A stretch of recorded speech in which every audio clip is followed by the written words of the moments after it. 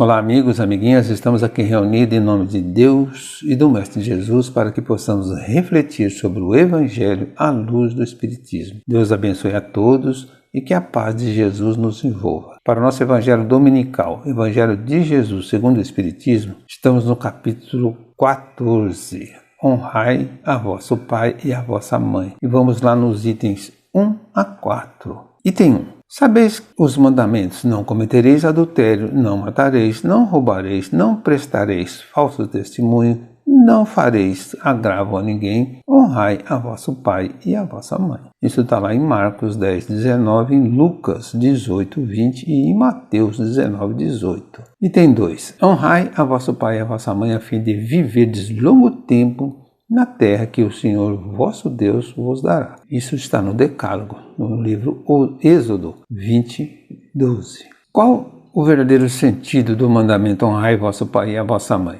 Ele encerra toda a obrigação dos filhos perante os pais, traduzida pelo amor, respeito, atenção, submissão e condescendência para com eles. É dever da piedade filial. Honrar pai e mãe é respeitá-los, assisti-los na necessidade, proporcionar-lhes repouso na velhice e cercá-los de todos os cuidados. Piedade filial. Item 3. O mandamento honrai a vosso pai e a vossa mãe é um efeito da lei geral da caridade e de amor ao próximo, visto que não pode amar o seu próximo aquele que não ama a seu pai e a sua mãe. Mas o tempo honrai encerra um dever a mais para com eles, o da piedade filial. Quis Deus mostrar por essa forma que o amor se deve juntar o respeito, as atenções, a submissão e a condescendência, o que envolve a obrigação de cumprir para com eles, de modo ainda mais rigoroso, tudo o que a caridade ordena relativamente ao próximo em geral. Esse dever se estende naturalmente às pessoas que fazem às vezes de pai e de mãe, as quais tanto maior mérito têm, quanto menos obrigatório é para elas o devotamento. Honrar a seu pai e a sua mãe não consiste apenas em respeitá-los, é também os assistir na necessidade, é proporcionar-lhes repouso na velhice, é cercá-los de cuidados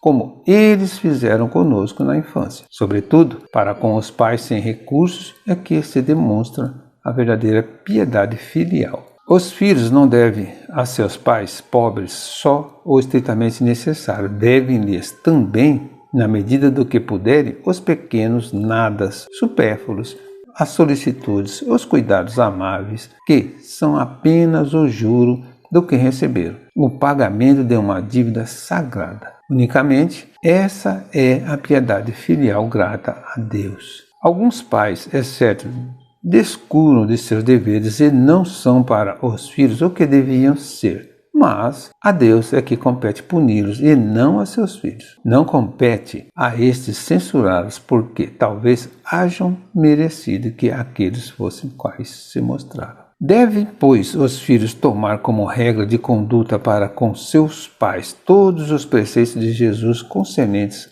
ao próximo e ter presente que todo procedimento censurável com relação aos estranhos ainda mais censurável se torna relativamente aos pais. E que o que talvez não passe de simples falta, no primeiro caso, pode ser considerado um crime no segundo, porque aqui a falta de caridade se junta à ingratidão. O que devemos entender por piedade filial? É a obrigação incondicional que temos perante nossos pais de cumprir para com eles os deveres impostos pela lei de caridade e amor, de modo mais rigoroso que o demonstrado ao próximo em geral. O termo honrai encerra um dever mais para com eles, o da piedade filial.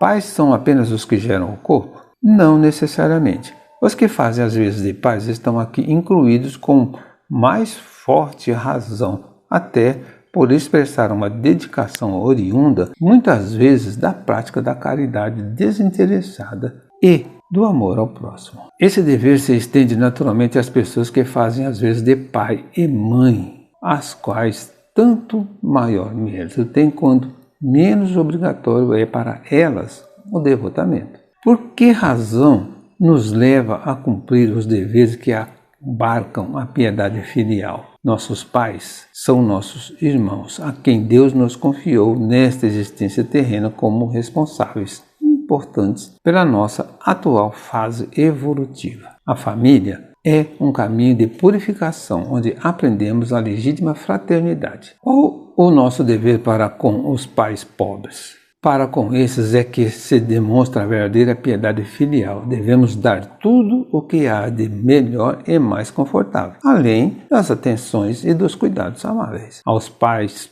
pobres, os filhos não só devem o estritamente necessário, mas os pequenos nadas supérfluos, as solicitudes e os cuidados amáveis. O que ocorre com o mau filho, isto é, aquele que não cumpre os deveres da piedade filial, esquecendo os que o ampararam em sua infância? Será punido com a ingratidão e o abandono, será ferido nas suas mais caras afeições, algumas vezes já na existência atual, mas com certeza noutra em que sofrerá o que houver feito aos outros. Não compete aos filhos censurar os pais, porque talvez haja merecido que estes sejam quais se mostram. E os maus pais que descuidam dos deveres que a sua condição impõe com relação aos filhos, como ficam? Cada qual deve cumprir o seu papel. O dos filhos é honrar os pais sempre em qualquer circunstância.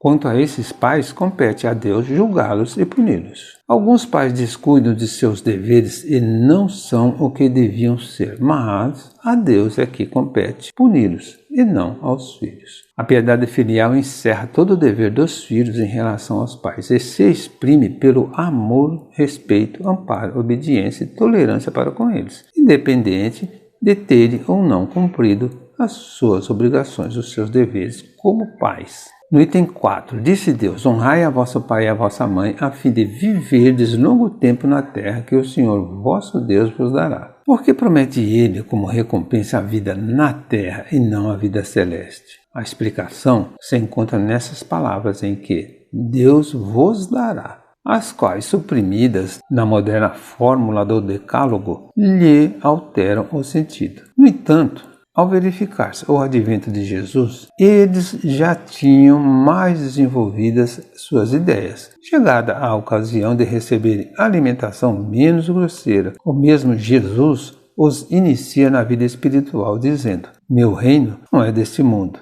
Lá, e não na terra, é que recebereis a recompensa de vossas boas obras. A estas palavras, a terra prometida deixa de ser material, transformando-se numa pátria celeste. Por isso, quando os chamas à observância daquele mandamento, honrai a vosso pai e a vossa mãe, já não é a terra que lhes promete, e sim o céu. Isso está lá no capítulo 2 e 3 desse evangelho. Encerramos aqui uma parte do capítulo 14. Honrai a vosso pai e a vossa mãe. Senhor meu Deus e meu Pai, eu te agradeço por tudo o que tens feito em minha vida, pela alegria de viver, por minha família, pelos meus amigos, pelo ar que respiro e pelos dons que me deste. Um bom domingo a todos, que Jesus nos abençoe sempre.